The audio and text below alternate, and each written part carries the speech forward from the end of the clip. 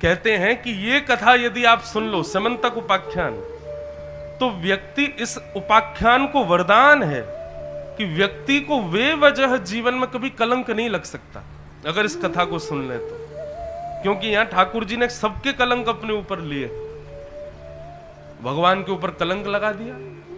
अब सोचो, नगरी बसाई द्वारिकाधीश ने, खा रहे हैं द्वारिकाधीश का, पी रहे हैं द्वारिकाधीश का दिया, सब रह रहे हैं द्वारिकाधीश की नगरी में, और अंदर ही अंदर सब द्वारिका के लोग भगवान पर कलंक लगा रहे हैं। ठाकुर जी कहते हैं यही संसार है भैया।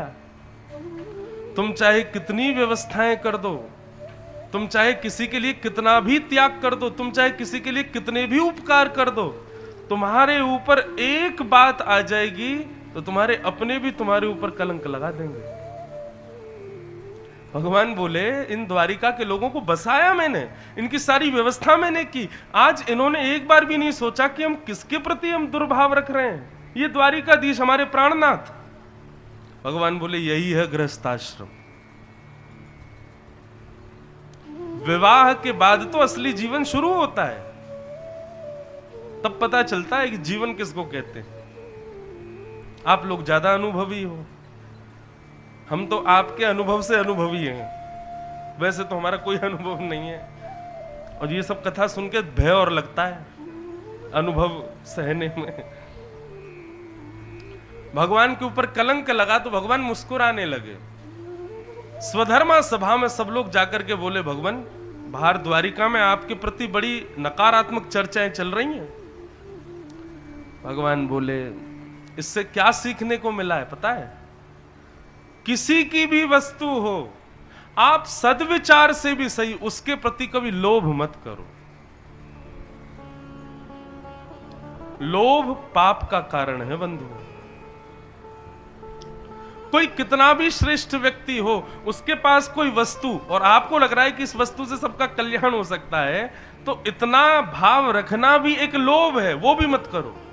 ठाकुर जी बोले वही भोग रहे हैं हम।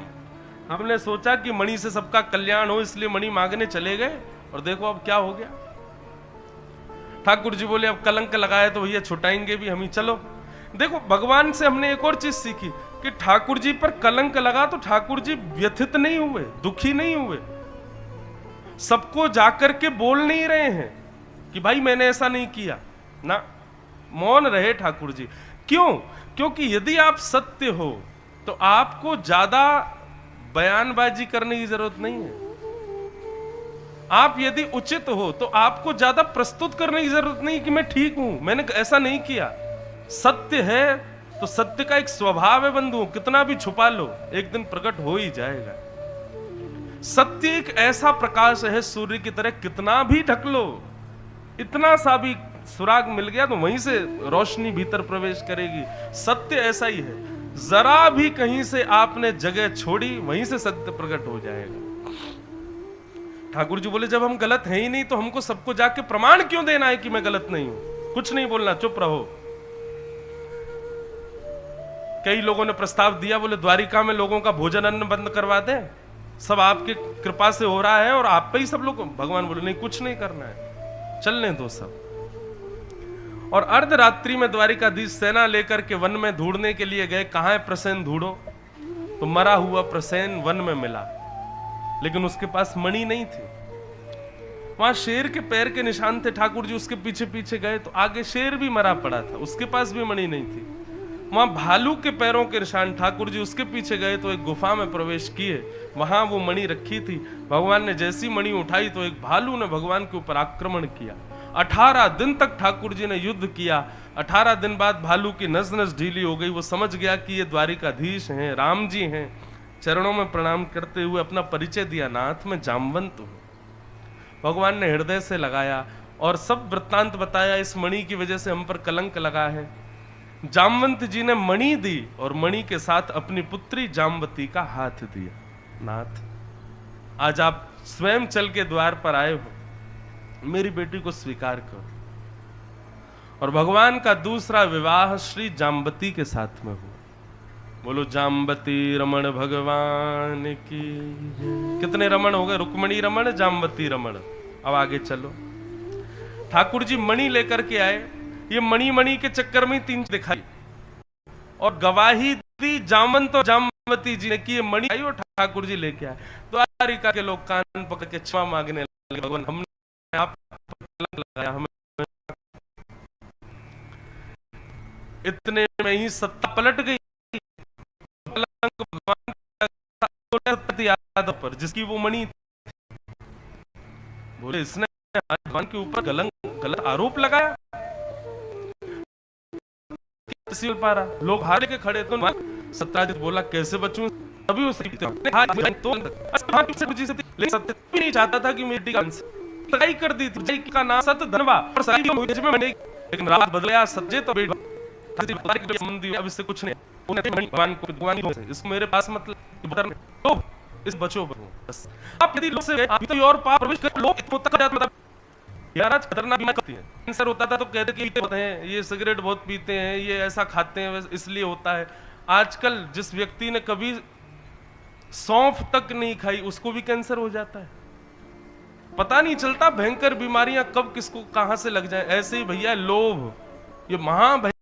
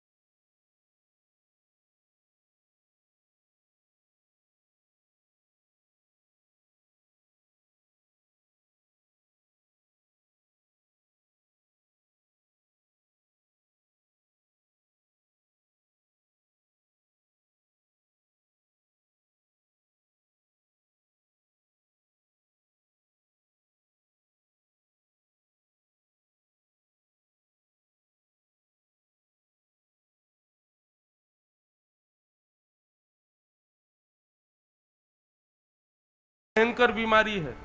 सारी बीमारियों की जड़ है लोभ। इससे बच जाओ बस, आपको कोई और बीमारी छू नहीं सकती। बीमारी मतलब अवगुण। ठाकुर जी ने मणि लेने से मना कर दिया, लेकिन यहां सत्यजित यादव ने जहां अपनी बेटी का पहले जैसे ही महाराज सतधनवा को पता चला कि सत्यभामा का ब्याह द्वारिकाधीश से हो गया, अर्धरात्रि में जाकर के सतधनवा ने सत्यजित का वध कर दिया और मणि को चुरा लिया। भगवान के ससुर जी को मार दिया। भगवान अपनी सभा में बैठे थे, इतने में ही देखा सत्यभामा रोती रोती आ रही है। नया नया ब्याह हुआ था, नई पत्नी है तीसरी भगवान की। भगवान बोले सत्यभामा आप रो क्यों रही हो? सत्यभामा ने रोते हुए बताया मेरे पिता को दुष्ट सतधनवा ने मार दिया, मेरे पिता अब नहीं रहे। भगवान को जैसे ही पता चला सत्यभामा के पिताजी को सतधनवा ने मार दिया, ठाकुर जी इतना रोए इतना रोए इतना रोए, अपना सर सत्यभामा के कंधे पर रख रख के रोए। अच्छा ठाकुर जी रो तो इसलिए रहे थे ताकि इसको लगे कि देखो मेरे पिता के लिए कितना रो रहे हैं। भगवान बोले मुझसे बहुत प्रेम करते थे तुम्हारे पिताजी। सत्यभामा भगवान को शांत करे, आप शांत हो जाओ। अरे देखो मैं तो उनकी पुत्री, मैं इतना नहीं रो रही, आप क्यों रो रहे हो? बोले नहीं वो मुझसे बहुत प्रेम करते थे, तुमको क्या बताऊं मैं। लेकिन ठाकुर जी की चालाकी काम नहीं करी। सत्यभामा बोली आप इतना रोइए मत, मैं आपके लिए एक नया तरीका बताती हूं। आपको न्याय तब मिलेगा, आपका हृदय तब शांत होगा जब मेरी पिता की मृत्यु का बदला आप लोगे। जाओ आप जाइए, जाकर के उस दुष्ट सतधनवा को मार दीजिए, तभी आपके चित्त को शांति मिलेगी। मेरे पिता आपसे बहुत प्रेम करते थे ना, जाइए उनके हत्यारे को मार दीजिए। और हां मणि ला करके मुझे दे दीजिएगा, मणि ला करके मुझे प्रस्तुत कर देना। ये भाव जैसे ही श्रवण किया भगवान बोले ये मणि हमारा पीछा छोड़ नहीं रही है, अब भी मणि ला करके देनी है सत्यभामा को। भगवान सतधनवा को मारने के लिए गए तो सतधनवा ने मणि रख दी अक्रूर जी के पास और सतधनवा भाग गया। भगवान ने जाकर के सतधनवा का वध किया, लेकिन मणि उसके पास नहीं मिली। खाली हाथ ठाकुर जी लौट करके आ गए द्वारिका। मुख्य द्वार पर खड़ी थी सत्यभामा। सत्यभामा बोली, प्राणनाथ, आपने मेरे पिता के हत्यारे को मार दिया? भगवान बोले, हाँ मार दिया। मणि दो।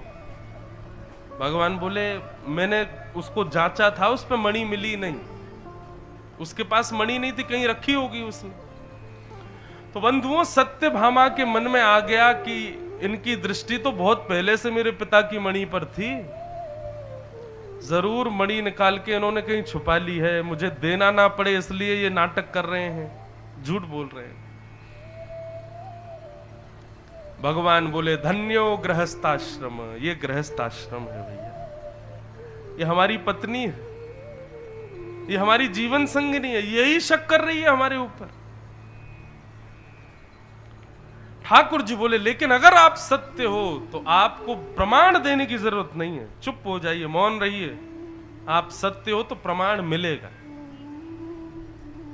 सत्यभामा भगवान से बात नहीं करती, भगवान कभी पहुंच जाते तो उठ के चली जाती है। भगवान भी बोले, कोई बात नहीं, हम कहां तक यही बयानबाजी करें कि हम गलत नहीं है। एक दिन एक ब्राह्मण द्वारिका आया, उसने 5 उंगलियों में सोने की अंगूठियां पहन रखी थी, गले में खूब सारे सोने की जंजीर, पैरों में पायल। भगवान बोले, भाई ब्राह्मण देवता कितना भी संपन्न हो, इतना धन पहन के कभी नहीं रहता, ये तो जरूर कुछ अलग है। भगवान ने ब्राह्मण देवता को बोला, इधर आओ। जय हो ब्राह्मण देवता। बोले, जय हो भगवान। इतना सोना कहां से? कहीं ऐसा तो नहीं मणि आपके पास ही हो? बोले, नहीं नहीं नहीं नहीं भगवान, मणि मेरे पास नहीं है, मणि है श्री अक्रूर जी के पास। और अक्रूर जी ब्राह्मणों को भोजन पर बुलाते हैं, सोने की थाली, सोने की चम्मच, सोने की कटोरी, सोने के बर्तन, उसी में प्रसाद पवा करके और दक्षिणा में सारे बर्तन दे देते हैं। उन्हीं की कृपा हम ब्राह्मणों पर है जो इतना धन बढ़ रहा है। भगवान समझ गए कि मणि समंतक किसके पास है। भगवान ने पत्र लिख करके अक्रूर जी को आमंत्रित किया और कहा, देखो मणि मुझे नहीं चाहिए, पर आप आकर के मणि दिखा दीजिए, बता दीजिए आपके पास है, ताकि कुछ लोगों के मन में जो मेरे प्रति दुर्भाव है वो नष्ट हो जाए। अक्रूर जी ने आकर के जब मणि सबको दिखाई, तब सत्यभामा को आत्मग्लानि हुई, मैंने भगवान के ऊपर संशय किया। और इस प्रकार ये स्यमंतक उपाख्यान यहां विराजमान विश्राम। बोलो द्वारिकाधीश की। क्या समझ में आया पूरी लीला से? यदि आप सत्य हो, यदि आप गलत नहीं हो, तो आपको ज्यादा प्रमाण देने की आवश्यकता नहीं है। अब एक बात और बताएं, ज्यादा प्रमाण भी इकट्ठे वही करता है जो गलत होता है, ज्यादा सफाई भी वो देता है जिसमें वास्तव में चोर होता है। लेकिन जिसने गलत किया ही नहीं है, जिसका कोई अपराध ही नहीं है, उसको ज्यादा प्रमाण देने की आवश्यकता नहीं है। इसलिए भैया, जीवन में ये जो युद्ध हमारा चल रहा है ना अपनों से, देखो महाभारत बाहर के लोगों से नहीं होती, अपनों से ही होती है। और आज संसार का हर व्यक्ति ना किसी और से लड़ाई नहीं है, उसकी अपनों से ही लड़ाई है, अपने परिवार के लोगों से ही लड़ रहा है।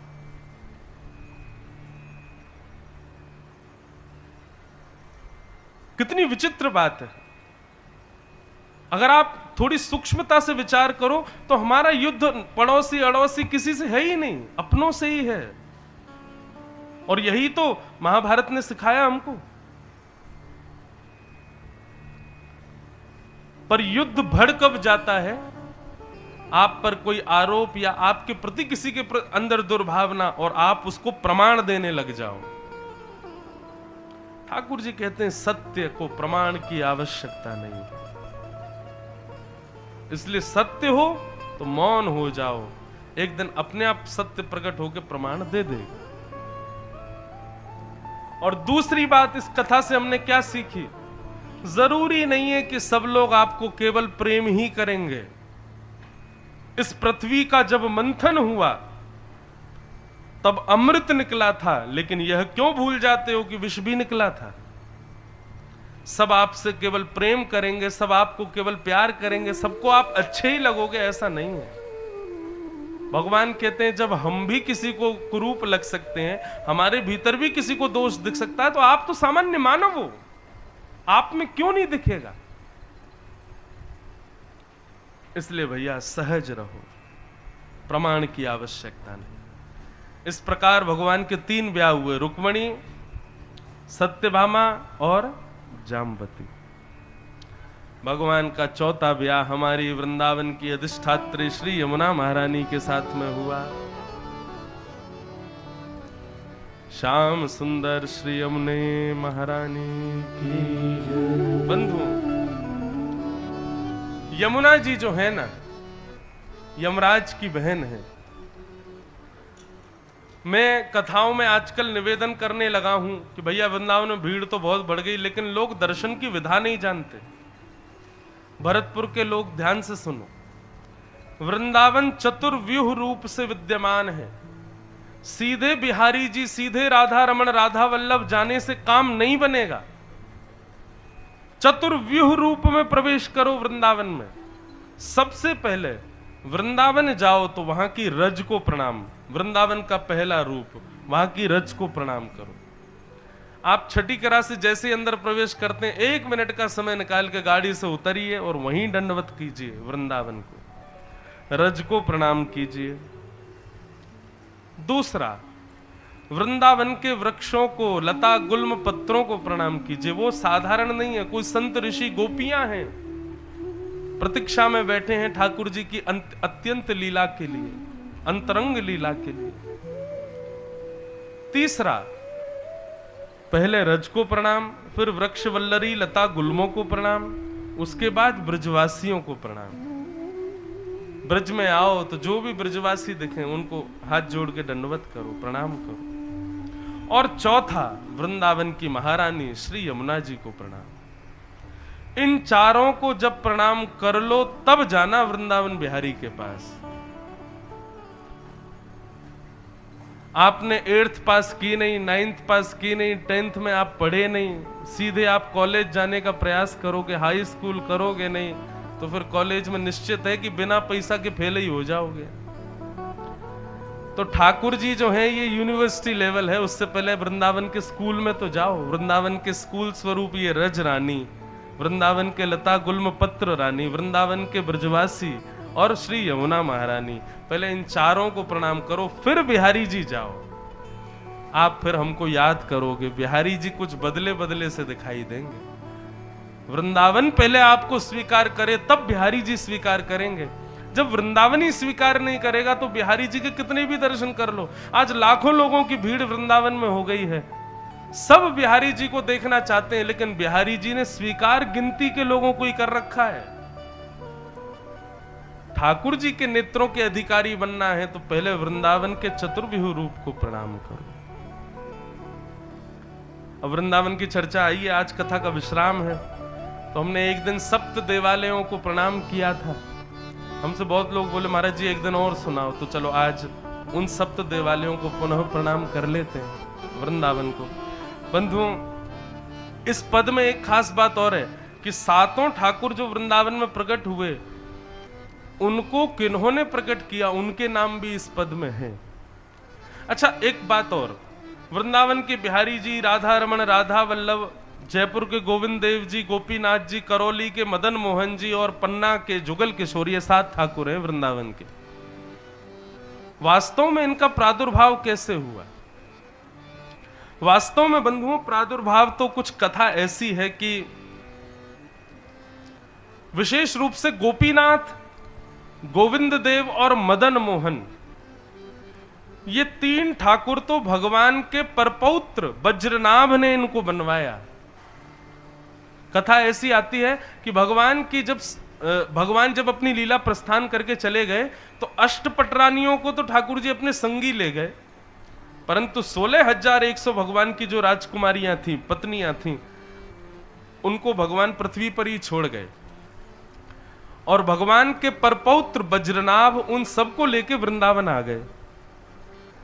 वृंदावन आकर के बज्रनाभ इतना दुखी हुआ, मेरी माताएं इतनी दुखी रहती हैं और ये 16,100 पटरानियां भगवान की यमुना के तट पर बैठी रहती और इतना रोती। बोले, हे यमुना जी, तुम भी तो पत्नी हो कृष्ण की, तुमको विरह क्यों नहीं होता, हमको क्यों होता है, हमको कृष्ण इतनी याद क्यों आती है।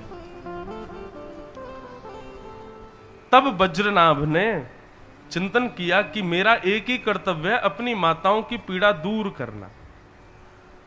तो वज्रनाभ ने सांडिल्य मुनि को चित्रकूट से बुलवाया और उनसे कहा कि मैं क्या करूं, अपनी माताओं की पीड़ा कैसे दूर करूं। तब उन्होंने आज्ञा देकर के कहा, भैया कृष्ण जन्मभूमि मथुरा में आज भी वो शिला विराजमान है जिस पर भगवान श्री कृष्ण का जन्म हुआ। अब तो शायद नहीं है, परंतु उस समय जब वज्रनाभ आए तब वो शिला विराजमान थी। तो कंस के कारागृह में वज्रनाभ गए, मथुरा में कोई भी नहीं था, खंडर पड़ा था कंस का पूरा कारागृह। और जैसे ही वज्रनाभ ने उस कारागृह में प्रवेश किया जहां भगवान जन्म लिए थे, तो पूरा तो खंडर था, लेकिन वो कारागृह में से अभी भी चंदन की सुगंधी आ रही थी, एक अद्भुत तेज दिखाई दे रहा था, क्योंकि ठाकुर जी वहां प्रकट हुए थे। तो जिस शिला पर भगवान प्रकट हुए, देवकी मैया ने ठाकुर जी को जन्म दिया, उसी शिला से जयपुर के गोविंद देव जी, करौली के मदन मोहन जी और श्री गोपीनाथ जी, ये 3 रूप तैयार करवाए। और कैसे तैयार कराए? मदन मोहन जी को जैसे ही उनका रूप बनाकर के माताओं के सामने प्रस्तुत किया, बोले मैया देखो ये कौन है। मदन मोहन जी का रूप देख के सब माताएं, 16,100 माताएं बोले कि अरे वज्रनाभ, इनके चरण तो तुम्हारे दादाजी जैसे हैं बिल्कुल। गोपीनाथ जी बनाए, बोले इनके तो हाथ बिल्कुल तुम्हारे दादाजी जैसे हैं। लेकिन जैसे ही जयपुर के श्री गोविंद देव जी का स्वरूप प्रकट किया, 16,100 माताओं ने घूंघट कर लिया। क्यों? बोले इनका मुख बिल्कुल श्री कृष्ण जैसा है। कालांतर में ये तीनों ठाकुर भूमिगत हो गए वृंदावन में। फिर रूप गोस्वामी, सनातन पाद और मधु पंडित ये पधारे और इन्होंने तीनों को प्रकट किया। और उसी श्रृंखला में स्वामी श्री हरिदास जी ने बिहारी जी को प्रकट किया, गोपाल भट्ट गोस्वामी ने श्री राधारमण देव जी को प्रकट किया, श्री हरिराम व्यास जी ने युगल किशोर जी को प्रकट किया और श्री हित हरिवंश महाप्रभु ने श्री राधा वल्लभ लाल जी को प्रकट किया। इस प्रकार ये सप्त निधियों की कथा बड़ी अद्भुत है। पूरी 7 दिन की कथा हो जाए एक एक निधि के ऊपर, इतनी सुंदर कथा है। चलो वृंदावन को प्रणाम करो मेरे साथ। श्यामा हृदय कमल सो प्रगट्यो,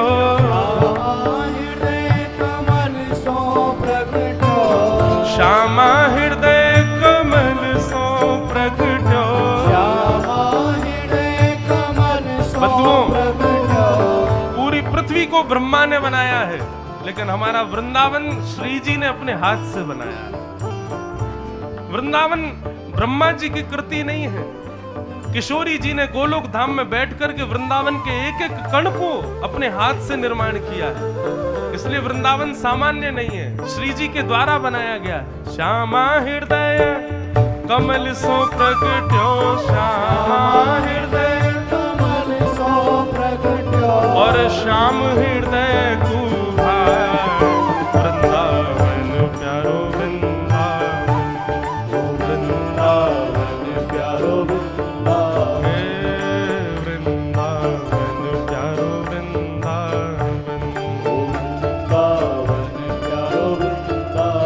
श्यामा हृदय कमल सो प्रगट्यो, श्यामा हृदय कमल सो प्रगट्यो, और श्याम हृदय कुभार, वृंदावन प्यारो वृंदावन, वृंदावन प्यारो वृंदावन, हाँ वृंदावन प्यारो वृंदावन, वृंदावन प्यारो वृंदावन। सब सुख सागर रूप उजागर रहे वृंदावन,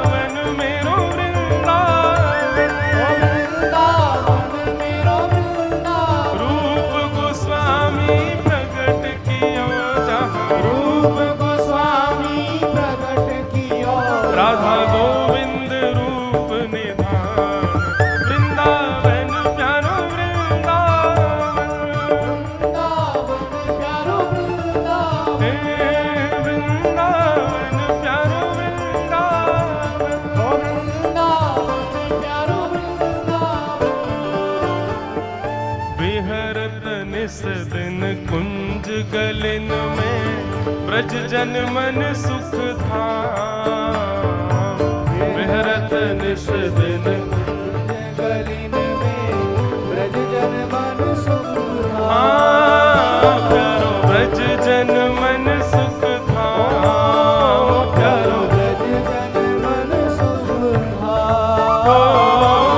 मदन मोहन को रूप निरख के, मदन मोहन को रूप निरख के, श्री मदन मोहन को रूप निरख के, मदन मोहन को रूप निरख के, सनातन बल बल जाए वृंदावन प्यारो वृंदावन, वृंदावन प्यारो वृंदावन, हे वृंदावन श्री वृंदावन, वृंदावन श्री वृंदावन, मदन मोहन को रूप निरख के, मदन मोहन को रूप निरख के, सनातन बल बल जाए वृंदावन श्री वृंदावन, वृंदावन श्री वृंदावन, वृंदावन प्यारो वृंदावन, वृंदावन प्यारो वृंदावन, ओ गोपी ग्वाल सब ही और धारे, प्यारो गोपीनाथ, गोपी ग्वाल सब ही और धारे, प्यारो गोपी, प्यारो प्यारो गोपीनाथ, प्यारो प्यारो गोपी, हे मधु पंडित जिन कंठ लगायो, मधु पंडित जिन कंठ लगायो, मधु पंडित जिन कंठ लगायो, मधु पंडित जिन कंठ लगायो, जहाँ है रही जय जयकार वृंदावन प्यारो वृंदावन, वृंदावन प्यारो वृंदावन, हे वृंदावन श्री वृंदावन, वृंदावन श्री वृंदावन, मधु पंडित जिन कंठ लगायो, मधु पंडित जिन कंठ लगायो, जहाँ है रही जय जयकार वृंदावन श्री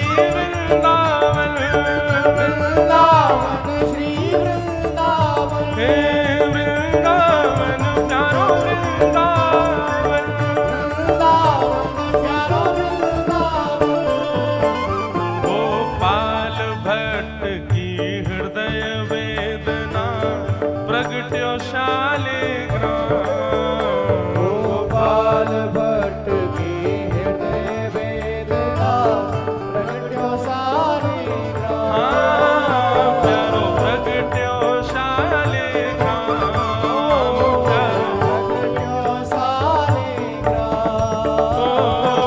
रूप सुधा को खान हमारो, रूप सुधा को खान हमारो, हे रूप सुधा को खान हमारो, रूप सुधा को खान हमारो, श्री राधा रमण जुलाल वृंदावन प्यारो वृंदावन, वृंदावन प्यारो वृंदावन, हे वृंदावन श्री वृंदावन, वृंदावन श्री वृंदावन, रूप सुधा को खान हमारो, रूप सुधा को खान हमारो, श्री राधा रमण जुलाल वृंदावन प्यारो वृंदावन, वृंदावन श्री वृंदावन, हे वृंदावन मेरो वृंदावन, वृंदावन मेरो वृंदावन, आतुर है हरिवंश पुकारो, राधा राधा नाम, आतुर है हरिवंश पुकारो, श्री राधा राधा आतुर है हरिवंश पुकारो, राधा राधा नाम, आतुर है हरिवंश पुकारो,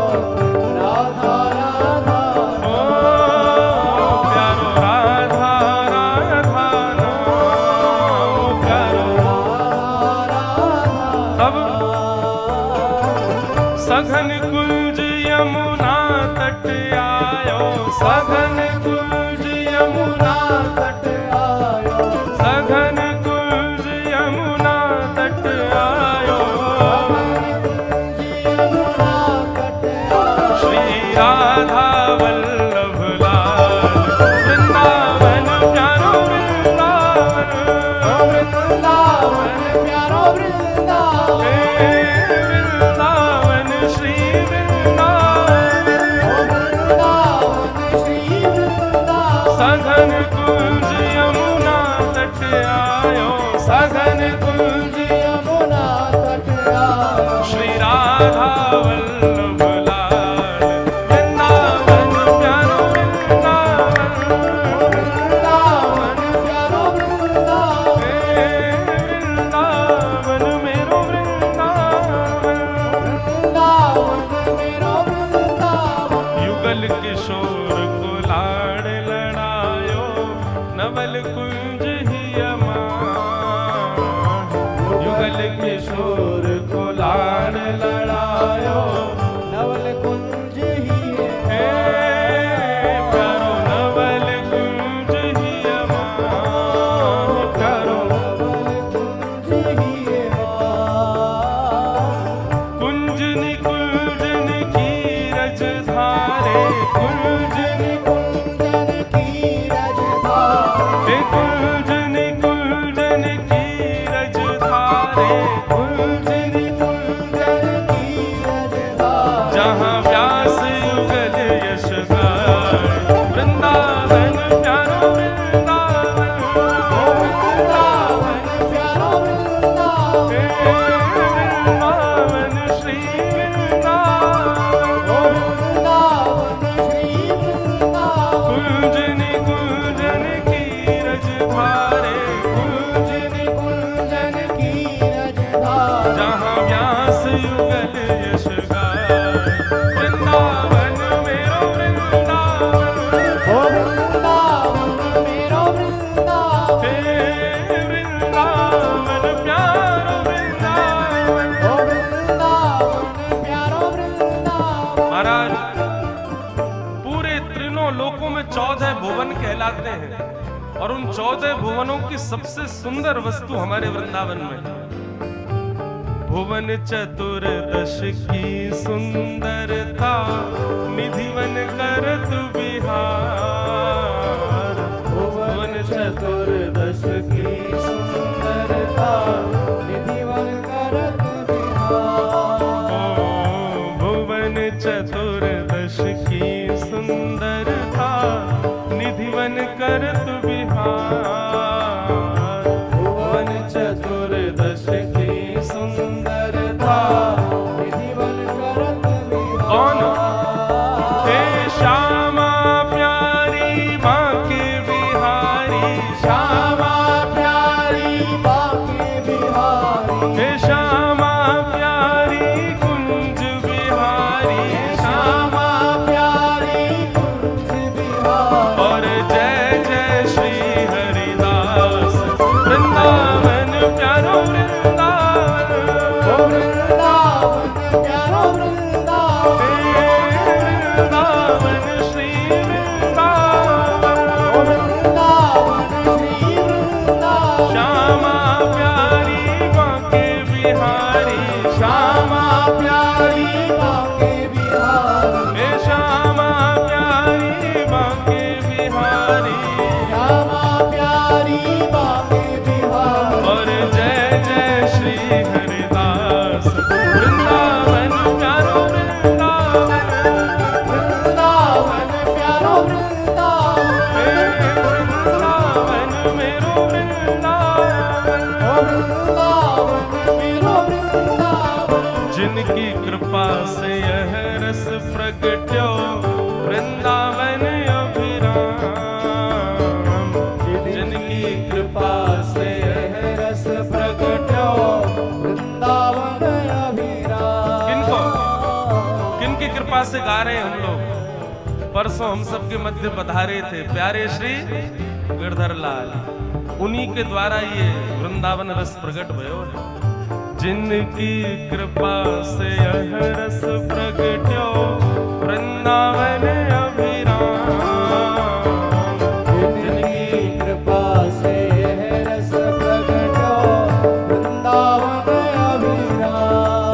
ओ सप्तनिधिन को ही उजियारो, सप्तनिधि को ही उजियारो। हे हम सबको प्राणन ते प्यारो, हम सबको प्राणन ते प्यारो। हमारो गिरधर लाल वृंदावन प्यारो वृंदावन। ओ वृंदावन प्यारो वृंदावन। वृंदावन मेरो वृंदावन। ओ वृंदावन मेरो वृंदावन। हम सबको मिलवावे वारो, हम सबको मिलवावे वारो। हे हम सबको प्राणन ते प्यारो, हम सबको प्राणन ते प्यारो। हमारो गिरधर लाल वृंदावन प्यारो वृंदावन। वृंदावन प्यारो वृंदावन। हे श्री वृंदावन मेरो वृंदावन। श्री वृंदावन मेरो आओ वृंदावन। जय राधे राधे, जय राधे राधे, जय राधे राधे, जय राधे राधे।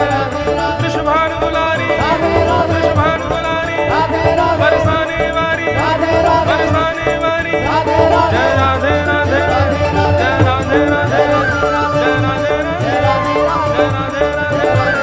श्यामा प्यारी कुंज बिहारी, श्यामा प्यारी कुंज बिहारी। जय राधे राधे, जय राधे राधे, जय राधे राधे, जय राधे राधे, जय राधे राधे, जय राधे राधे। जय जय श्री राम, जय जय श्री राम, जय जय श्री राम। बोल वृंदावन बिहारी लाल, भरतपुरवा के बिहारी लाल की। भगवान को चतुर्थ विवाह भयो भैया हमारी वृंदावन की अधिष्ठात्री श्री यमुना महारानी के साथ। बोलो श्याम सुंदर श्री यमुने महारानी की जय। तो आज के बाद वृंदावन जाओ तो पहले चतुर्व्यूह को प्रणाम कीजिएगा, फिर बिहारी जी को प्रणाम करना। पहले रज, फिर लता गुल्म पत्र, फिर ब्रजवासी, फिर यमुना जी, तब बिहारी जी, राधा वल्लभ जी, राधा रमण जी। भगवान को विवाह श्री यमुना जी के साथ संपन्न। इस प्रकार फिर भगवान के अष्ट प्रमुख विवाहों की कथा सुनाई गई। 16,100 राजकुमारियों को बंदी बना रखा था भौमासुर नाम के एक राक्षस ने। भगवान ने जाकर के उसका वध किया। 16,100 राजकुमारियों को मुक्त करा के कहा जाओ अपने अपने घर जाओ। सब ने कहा नाथ अब हमारे परिवार के लोग हमको स्वीकार नहीं करेंगे, एक राजा के यहाँ बंदी रह चुकी हैं हम। भगवान बोले तो तुम्हारा ब्याह करा दें। 16,100 राजकुमारियां बोली हमारा ब्याह भी करा दोगे तो आपके लोभ में कोई हमसे ब्याह कर भी लेगा, बाद में ताने देगा कि हम किसी राजा के यहाँ बंदी थी। नाथ हम पे दो ही मार्ग हैं, या तो हम प्राण त्याग दें या फिर आप हमको स्वीकार कर लो। भगवान बोले प्राण नहीं त्यागने, हम ईश्वर हैं, हम इतने विवाह कर सकते हैं भैया, इतने रूप भी तो धारण कर सकते हैं हम। तब भगवान ने 16,100 राजकुमारियों के साथ विवाह किया और 16,108 भगवान के विवाह सुसंपन्न हुए। बोलो द्वारिकाधीश के। थोड़ा जल्दी से समझ लो, ये 16,108 कोई सामान्य हमारी आपकी तरह स्त्रियां नहीं है बंधु। 8 जो भगवान की प्रमुख पटरानी है वो कौन है? पृथ्वी, अग्नि, जल, वायु, आकाश, पंच तत्व बाहर के, जिससे पृथ्वी चल रही है। और 4 तत्व हमारे भीतर हैं। हमारा जो संचालन है वो 8 प्रकृति के द्वारा होता है। बहुत ध्यान से सूक्ष्मता से समझिएगा। 8 चीजें हमारा संचालन करती हैं। पृथ्वी, अग्नि, वायु, आकाश और पृथ्वी, जल, अग्नि, वायु, आकाश, 5 बाहर और 4 हमारे भीतर, मन, बुद्धि, चित्त और अहंकार। यहां पर अहंकार का मतलब अभिमान नहीं है, यहां पर अहंकार का मतलब सेल्फ कॉन्शियसनेस। ये 4 हमारे भीतर हमारी रक्षा कर रहे हैं और 5 बाहर से हमारा संचालन कर रहे हैं। परंतु हमारे भीतर की जो 4 प्रकृति है उनमें से एक प्रकृति तो भगवान है, चित्त, जिसको आत्मा कहते हैं, वो साक्षात ठाकुर जी हैं। तो चित्त को यदि अलग कर दिया जाए तो भीतर कितनी प्रकृति बची? 3। और बाहर कितनी प्रकृति हुई? 5। टोटल कितनी हुई? 8। ये भगवान की मुख्य 8 पटरानियां हैं। पृथ्वी, जल, अग्नि, वायु, आकाश, मन, बुद्धि और अहंकार, ये भगवान की 8 मुख्य पटरानियां हैं। अब जैसे यमुना जी जल तत्व हैं, रुक्मणी जी अग्नि तत्व हैं, सत्यभामा वायु तत्व हैं, इस जामवती वायु तत्व है, सत्यभामा भूमि तत्व है। इस प्रकार सबके तत्व भी हैं। ये सब प्रकृति ही रूप धारण करके आई। बोलो द्वारिकाधीश की जय।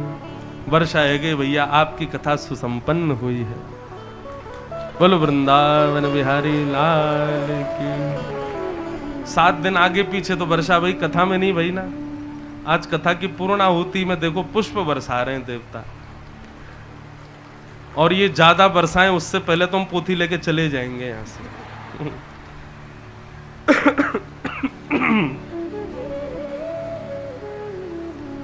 कथा के प्रारंभ में और कथा के विश्राम में देव वर्षण जो है ये देवताओं के द्वारा आहुति मानी जाती है, देवताओं के द्वारा पुष्प वर्षण माना जाता है यज्ञ में। तो निश्चित ही आप सबके मनोभाव शुद्ध नए होंगे इस 7 दिनों के यज्ञ के प्रति, इसीलिए ये कृपा देवता सब प्रसन्न हो रहे हैं। आप सबको बहुत बहुत बधाई इस मंगल उत्सव की। तो 8 तो भगवान की प्रकृति पत्नियां हैं। अब बचे 16,100, ये कौन है? तो बंधुओं, उपासना कांड और कर्म कांड में जितने भी भगवत आराधन के मंत्र हैं, पंडित जी आपके हाथ में पुष्प देते हैं।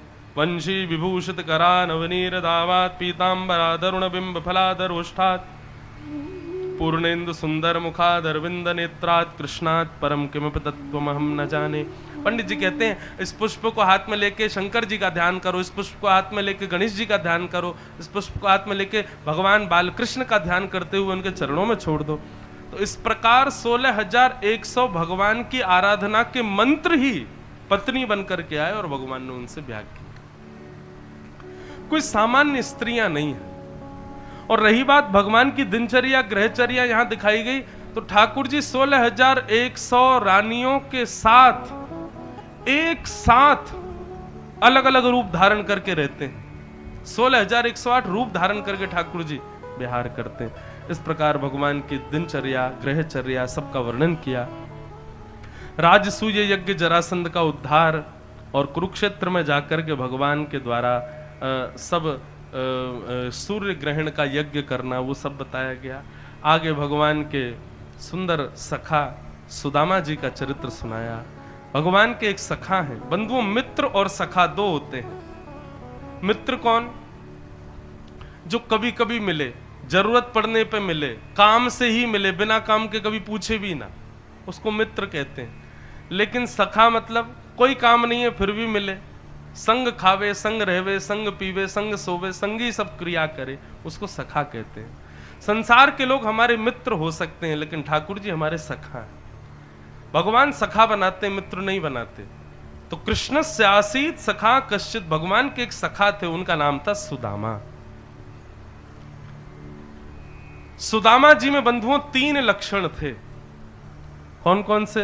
विरक्त इंद्रियार्थेषु प्रशांतात्मा जितेंद्रिय। सबसे पहले तो श्री सुदामा जी विरक्त इंद्रिय, ये 3 लक्षण जिसमें ठाकुर जी उसको अपना सखा बना लेंगे। यदि किसी के हृदय में ऐसी भावना हो कि मैं बिहारी जी को अपना मित्र बनाऊं, सखा बनाऊं, तो 3 चीजें अपने भीतर लाओ। सबसे पहले इंद्रियों से विरक्त। अभी हमारी स्थिति कैसी बंधु? हम लोग गुलाम हैं किसके? अपनी इंद्रियों के।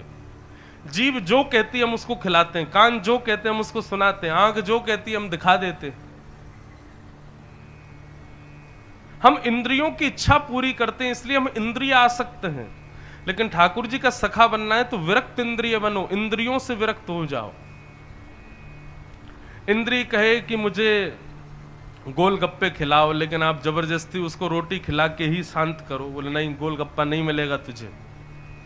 कान कहे कि मुझे अरिजीत सिंह सुनाओ, लेकिन आप कानों को जबरदस्ती इंद्रेश जी की कथा ही सुनाओ, बोले नहीं कान कथा ही सुन, तू क्या फालतू संगीत सुनेगा। आंख कहे मुझे स्विट्जरलैंड घुमाओ, तो जबरदस्ती उसको वृंदावन ही ले जाओ, बोले नहीं यही है स्विट्जरलैंड, इसको देख। इंद्रियों के विपरीत स्थिति में इंद्रियों की इच्छा पूरी ना करना, ये विरक्त इंद्रिय का लक्षण है। सब लोग इधर देखो, इधर देखो, ध्यान से सुनो कथा। तो विरक्त इंद्रिय पहला लक्षण। दूसरा लक्षण है प्रशांतात्मा। आज के बाद बंधुओं एक हमारी कही बात मान लीजिए, अब थोड़ा ना मौन रहना शुरू कर दीजिए, कम बोला कीजिए, और जब कभी लगे बहुत संसारिक चर्चा हो रही है तो शांति रहो।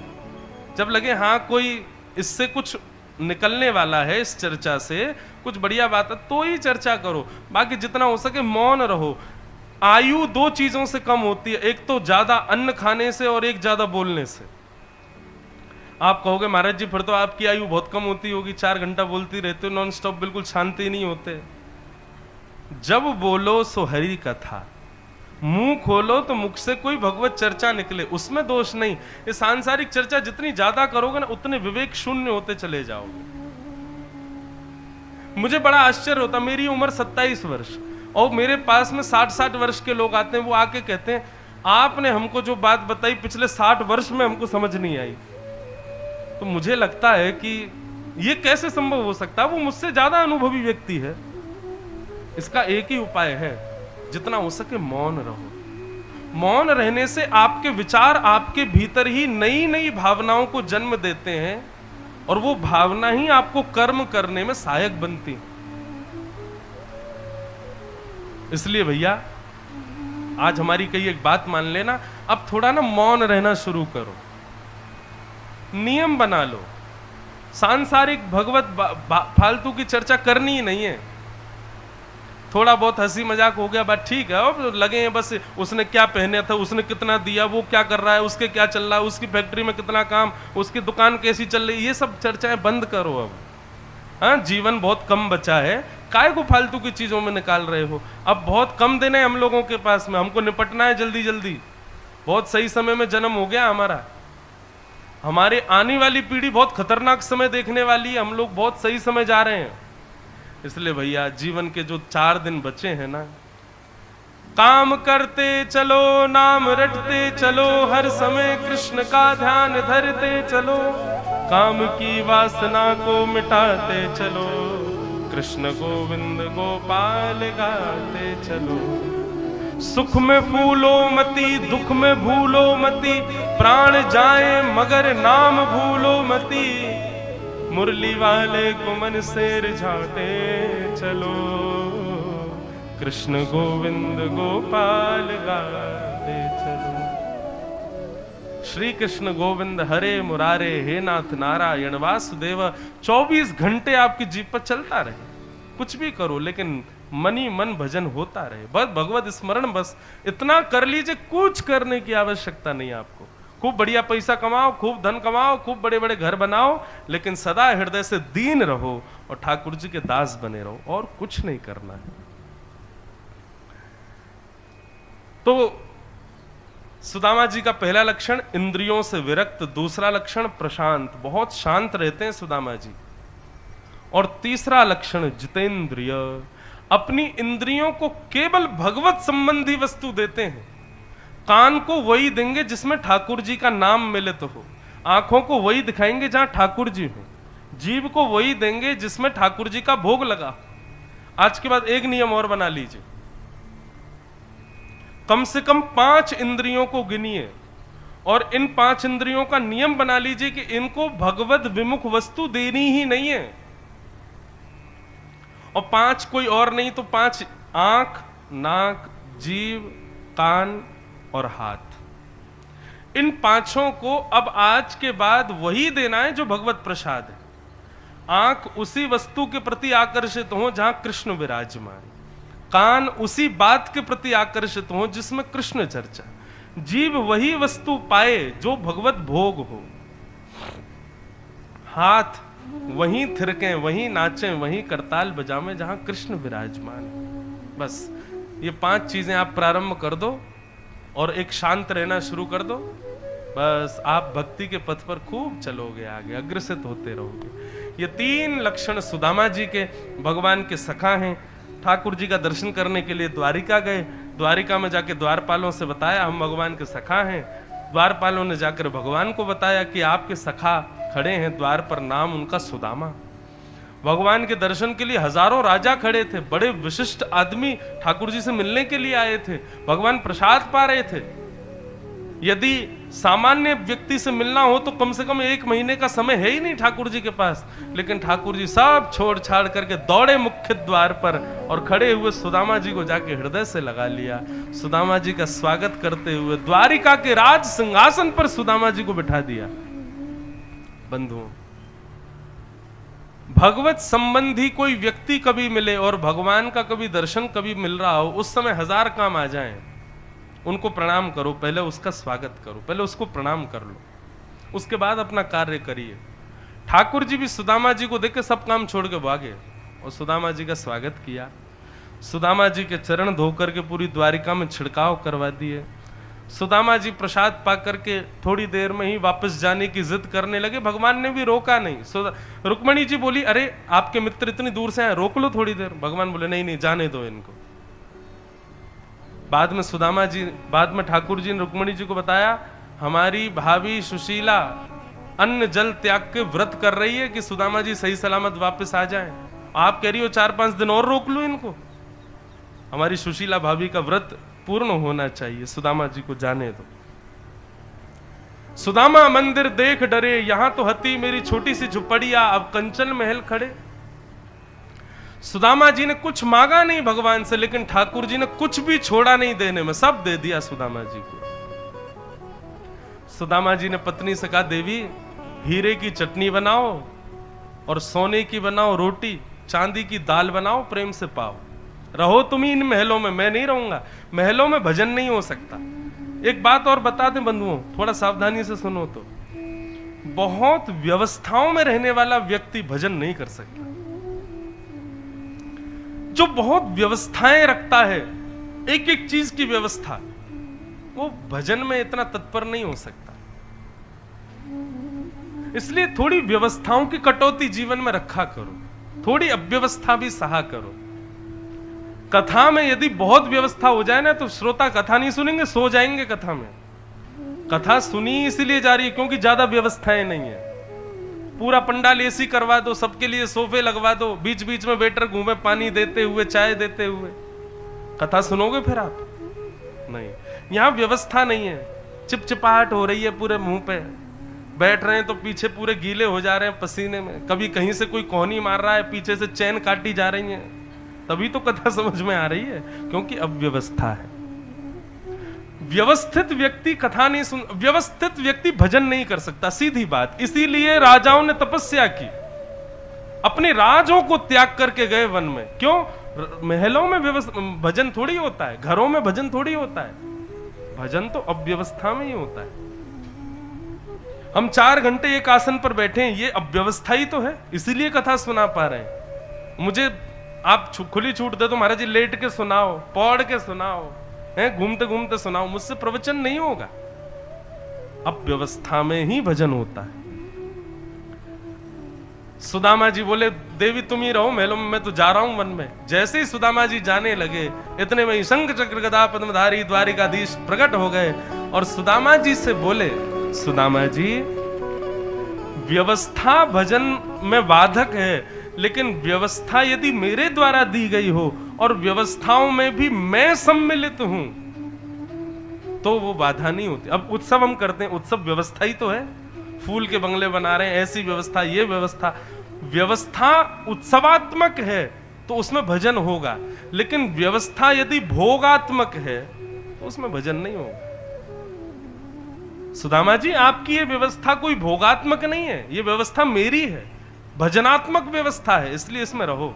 और सुदामा जी महाराज ने ठाकुर जी के उस भाव को स्वीकार किया। बोलो भक्त वत्सल भगवान की।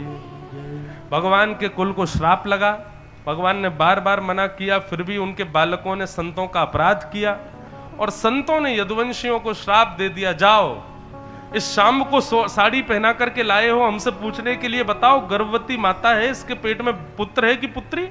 भगवान के बेटे को साड़ी पहना लाए हमारी परीक्षा के लिए। हम श्राप देते हैं इसके गर्भ से एक लोह पिंड जन्म लेगा, पूरे यदुवंश का सर्वनाश कर देगा। साड़ी उतार करके देखा तो लोहे का पिंड रखा था।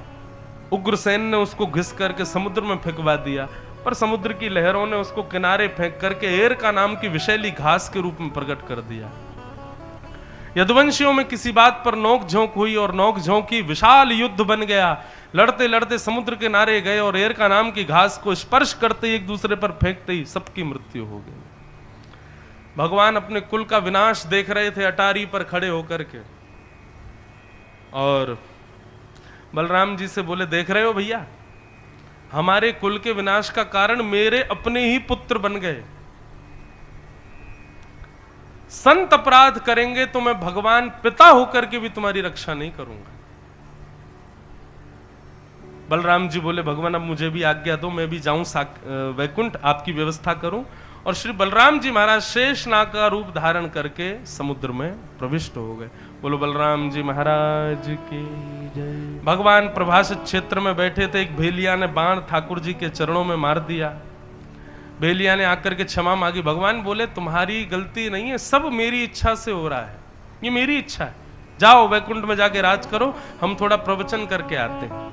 उद्धव आदि कुछ मैत्री मुनि, उद्धव और कुछ विशिष्ट जनों को भगवान ने अपना अंतिम उपदेश दिया, इसको भागवत धर्म कहते हैं।